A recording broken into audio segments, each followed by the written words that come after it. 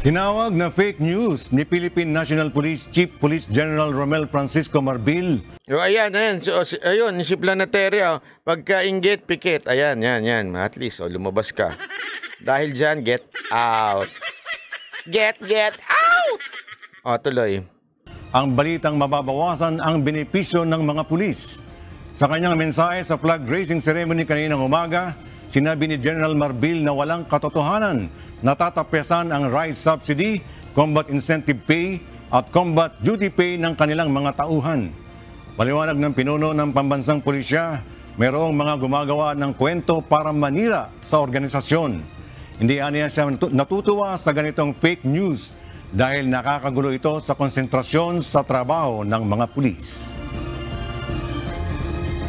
Hindi po yan ang tama. Hindi po yan ang gusto natin. Alam mo, ang pangarap po ng bawat pulis, ligtas. Ligtas po ang mamamayan natin. Pero hindi lang po mamamayan dapat ang ligtas. Dapat kayo rin. Kaya hindi po ako natutuwa sa mga ganitong fake news. Ay, nagkaagulo tayo, nag-iisip kayo ng masama. That's not really true. Ang priority po natin, of course, always our mission to serve our clients. Second is always the welfare of our personnel. Alam mo, ito kasi si PNP Chief Marbil, kilala ho ito bilang stricto at saka maano ho ito, talagang straight ho na pulis ho ito. To the point, ngayon, nabalitaan ko ay marami hong talagang pinapatupad na batas o sabihin na natin, stricto ang pamumuno niya sa PNP. At dahil po nga dyan, syempre may mga tinatamaan. Naturalmente may tinatamaan po. At dahil nga doon, merong mga hindi nagugustuhan yung kanyang pagiging PNP chief.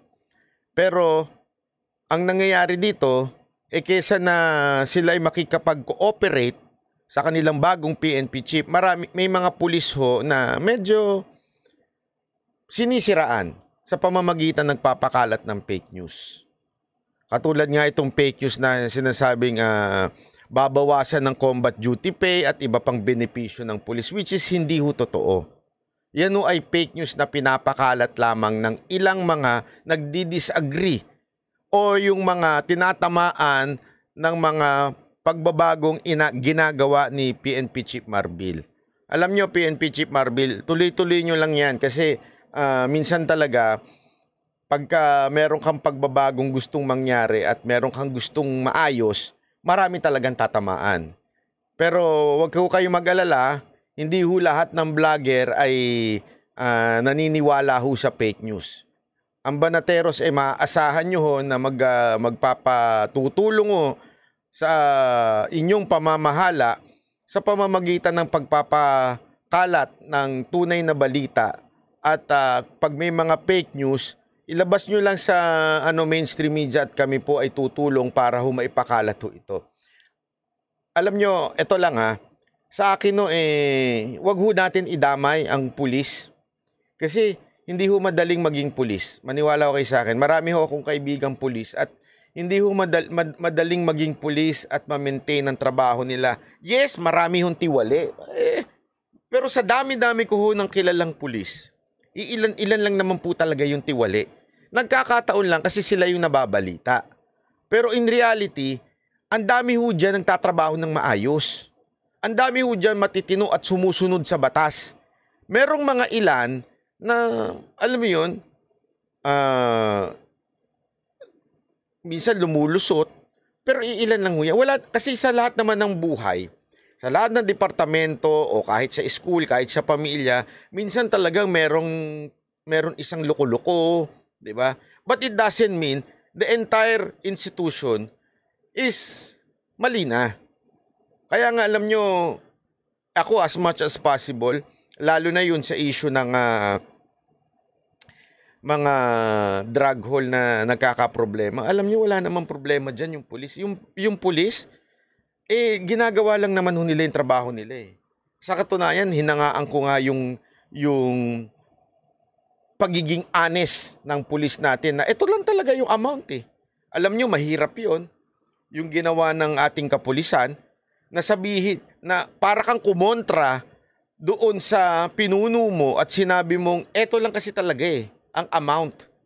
Wala tayong magagawa, eto lang Diba? Mahirap po yun. Kaya wag natin silang idamay sa politika. Ang gulo-gulo na ho ng Pilipinas. Lahat na lang pinupolitika. Lahat na lang po toxic na. Sorry kung hindi po ako sumasang-ayon sa pagiging toxic ha. Ayoko ho kasing maging isang vlogger at maalala nyo bilang isang toxic. Dahil lang nagkamali. Hindi, totoo naman Gano'n na tayo, mag-real talk tayo. Marami ho kasi dyan, nagkamali lang sa desisyon sa buhay. Tapos ngayon, gustong bumawi sa pagkakamali, naging toxic na. Doon lang tayo sa tama. Huwag natin idamay yung mga non-political na nagtatrabaho para sa bayan. Kasi sila, mawawalan sila ng gana kung sabi nga, di ba, ano sabi ni Bato? Kung wala naman pala kayong tiwala sa institusyon, huwag na lang kayo pumunta, magsalita. Kasi lahat na lang papaimbestiga natin. Wala tayong tiwala sa Senado. Wag na. Pag sinabi ko, di ba, may sinabi tayo, mag-drug test sa COMELEC. Sabi ng iba, wala kaming tiwala sa COMELEC. Wag na kayong bumoto. Lahat pala na lang, wala kayong tiwala Lahat na lang masama sa inyo. Di wag nyo nang... Kung maganda dito, kung lahat pala wala na kayong tiwala mula sa gobyerno, sa pulis, sa COMELEC, sa lahat wala na kayong tiwala, maganda, sumama na kayo sa mga NPA. Sila, wala talaga silang tiwala sa gobyerno, kaya nga gusto nila mag-aklas Tama, mali? Hindi ganun ang Banateros. Kami po, ihihiwalay natin ng may mga tarantadong politiko talaga dyan. Dinadamay ang mga kapulisan natin.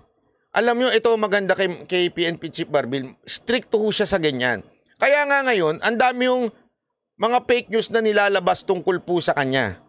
Marami ho, as in, kung babanggitin ko lang sana, kaya lang kasi hindi ho lumalabas pa sa mainstream media, it will be my words against other people. Mahirap, ayokong ganun. Antayin ko muna mainstream media maglabas nun. Basta wag natin idadamay po ang mga kapulisan na matitino. At PNP Chief Marbil, kami po, Banateros, ay nasa likod nyo pagka meron ho kayong kailangang ilabas para sa bayan. Sana nga gusto namin ma-interview namin kayo ng Banateros sa SMNI kung papayagan kayo ng nakakataas po sa inyo. Pero gayon pa man, kami po sa totoo lang kami.